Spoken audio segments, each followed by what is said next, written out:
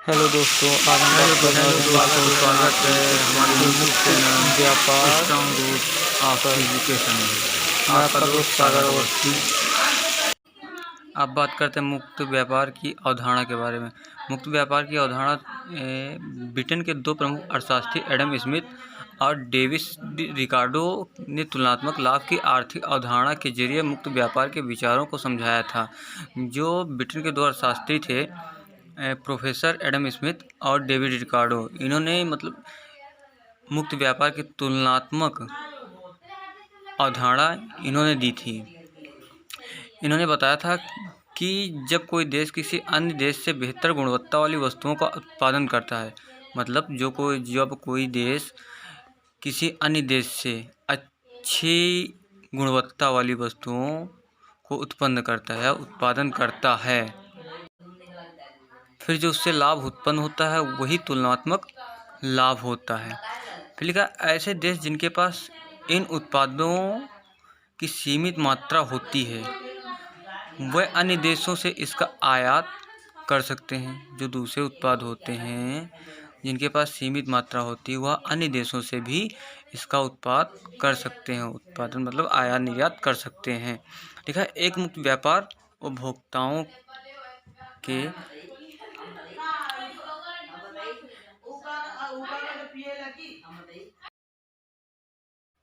फिर है एक मुक्त व्यापार उपभोक्ता वस्तुओं के होता है। ऐसे देश जिनके पास इन उत्पादों की सीमित मात्रा होती है वह अन्य देशों में इसका आयात कर सकते हैं, अर्थात जिनके पास इसकी ज़्यादा मात्रा होती है वह अन्य देशों से इन उत्पादों का आयात कर सकते हैं। एक मुक्त व्यापार उपभोक्ता वस्तुओं के उत्पादन है आर्थिक संसाधनों के उपयोग को भी प्रभावित करता है। जो एक मुक्त व्यापार होता है वह उपभोक्ता वस्तुओं के जो आर्थिक संसाधन होते हैं उनको भी प्रभावित करता है।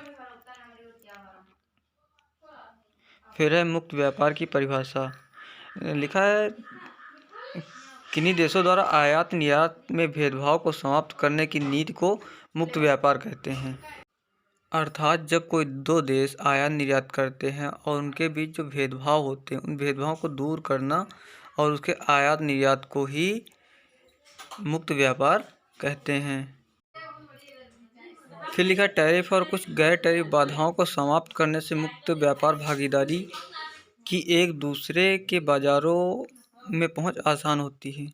जो टैरिफ होते हैं मतलब प्रशुल्क जो होते हैं, कर होते हैं, उनको समाप्त करने से मुक्त व्यापार की भागीदारी एक दूसरों के बाजार में मतलब दो देशों के बाजारों में आसानी से पहुंचाया जा सकता है वस्तुओं को। फिर लिखा है, कोई भी देश सभी वस्तुएं नहीं बना सकता है।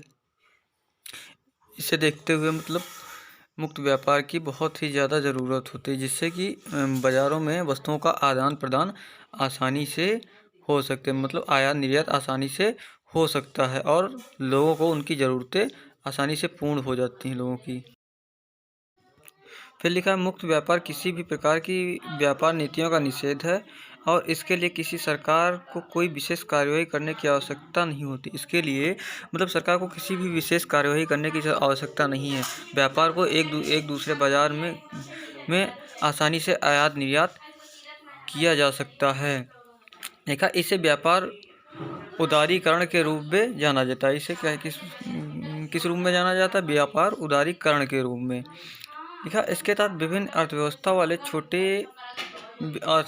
देशों में खरीदार और विक्रेता स्वेच्छा से सरकार वस्तुओं और सेवाओं पर टैरिफ, कोटा, सब्सिडी या किसी अन्य प्रतिबंध की चिंता किए बिना व्यापार कर सकते हैं। जो मुक्त व्यापार में हैं, व्यापारी बिना किसी प्रतिबंध या सब्सिडी या टैरिफ शुल्क या प्रशुल्क की चिंता किए बिना बाजार में एक दूसरे से आयात निर्यात कर सकते हैं।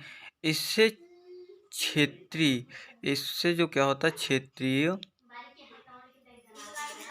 क्षेत्रीय देशों के खरीदार और विक्रेता स्वेच्छा से सरकार वस्तुओं और सेवाओं पर टैरिफ, कोटा, सब्सिडी या किसी अन्य प्रतिबंध की चिंता किए बिना व्यापार कर सकते हैं। इससे क्या होता है कि किसी भी देश के व्यापारी जो हैं बिना किसी